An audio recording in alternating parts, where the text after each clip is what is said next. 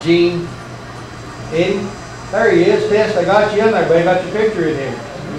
You made the starting team on our history presentation. Ron Cole, who passed away recently, we're sad to hear, and Wayne Hewling, who's still around. All right. 65, we had some unfortunate incidents where people were hit by plaster and walking down the hallway, so decided on a facelift, which didn't solve the problem. Next picture. So Central went topless its last 3 years. We lost that facade on the front. Last state champions in 65. I thought I'd put them in here because I knew most of the kids on that team. The last days. That's the groundbreaking at Harrison. That signal to end. And Mom's looking. That's you on the right there. My mom was president of BDA that year. Got right behind the principal so she'd get her picture taken. There you go, Mom. Hey. Hey, Mom. She raised Indians. My mom raised Indians, but she wasn't one.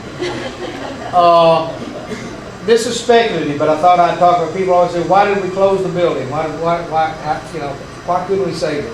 Well, there was a financial study made, and that's a good reason. It was going to cost more to maintain the building than to build a new one. That's a good reason.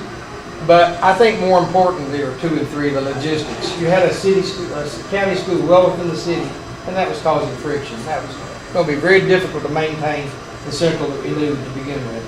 And the third one, which I don't really want to get into much, except it does have some racial implications involved. They moved City in 63 for the same reason they moved Central. It was going to become an inner city school, and people didn't want to see that happen. They wanted to maintain the integrity of the school the best they could.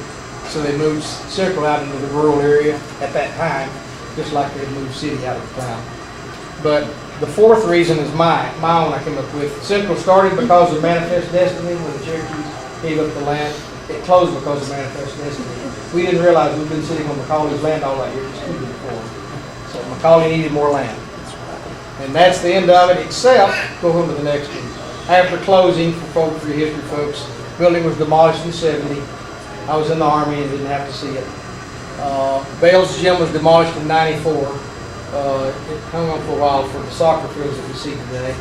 And we dedicated the historical marker there. A number of people in the class of 65. Miss Buffy here, a number of people were heavily involved in getting that done. That was in August the 4th last year. Now, it's over, except there's more. I have a little epilogue here for my classmates from 63, and I wish more of you would come this morning to see it, but I'll go ahead and run through it. I'm not going to read it. I'm going to let you read it. Go ahead, Doug. And this is borrowed from Dr. Seuss.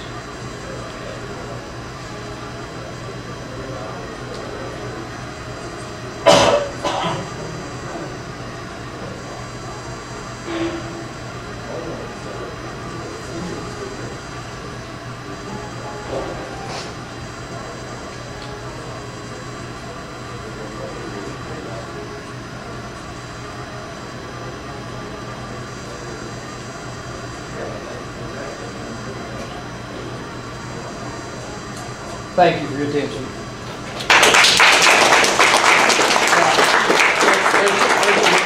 There's some neat stuff in the appendices. If you guys want to go eat or leave or bathroom, go ahead.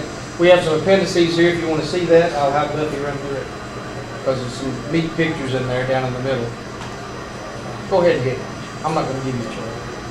For the math nerds here, we have a bar chart. Engineers.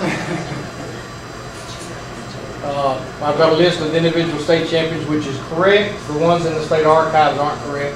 A lot of errors. These are a list of the student commanders I thought was worthy of inclusion here. Homecoming queens. We're still looking for the May Queen for 1935. We'll find her one of these days. You may. May. Well, maybe not alive.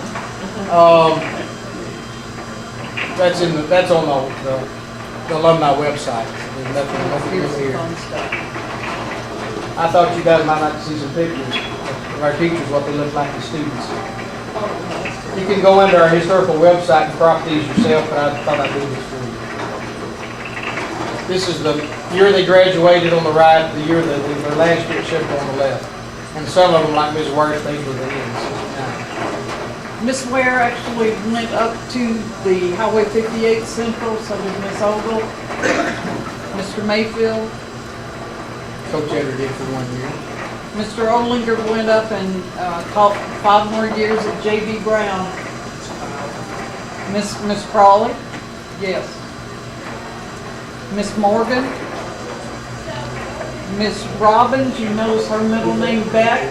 She's part of the Beck plan. So is Flora Ware.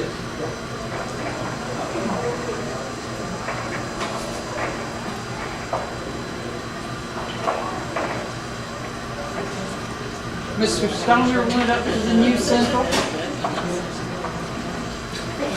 Bobby Root with the Hickson. Yes. Bob Root does what? She went to Hickson. Oh, Yeah. she's in a facility. Yeah. Yeah.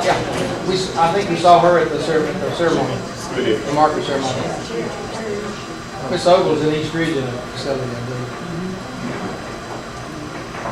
Miss Crawley passed away recently. We had a little bit around her on the connection website. I hope Gene would be here today. Bobby couldn't get him up, I guess. Who's Or he that couldn't get second Bobby one up. down? The good looking one there. What's that? The second one down. Who's he? He's a nice looking. I don't know. I don't see anybody here that resembles that guy. Soft, Charlie, soft. You were in the pupil stage then, weren't you? Ron Cole graduated and went to Georgia for a couple of years to teach and came back and taught at the new campus. Wayne Hewlin taught up there. He also taught at J.B. Brown. He then went to East Ridge and did quite well over there. But Ron passed away a couple of years ago. That is a picture of the school as it unfolded, which is from the 57 annual, by the way. But the next one is what the surprise we had for Ed. The architectural drawing of Central. We've been looking for that. And Buffy came across it about 2 weeks ago. This was added at the last minute. This tells when the sections are added in, and there are errors. It says the main building 1906. We know the groundbreaking couldn't occur until 1907. So that was wrong. The other one was the auditorium says 37. It actually should have been 23. So whoever filled that in didn't have the dates right. But the big news was the girls' gym, 1930. And when they knocked the roof out of the old gym and made it the skylights, the windows around it, 1930. We didn't have those dates. And here's the diagram from our student handbook.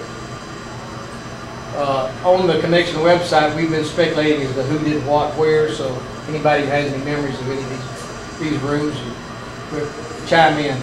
We haven't quite filled in the building with people yet. First study hall is really the library, right? And that Second floor is the library. Second floor, excuse me. Yeah, second floor is the library, first floor was study hall. Carl, you and I never went there, so you would. No, I never was. Never was. And the teacher was right there. Oh, you would know.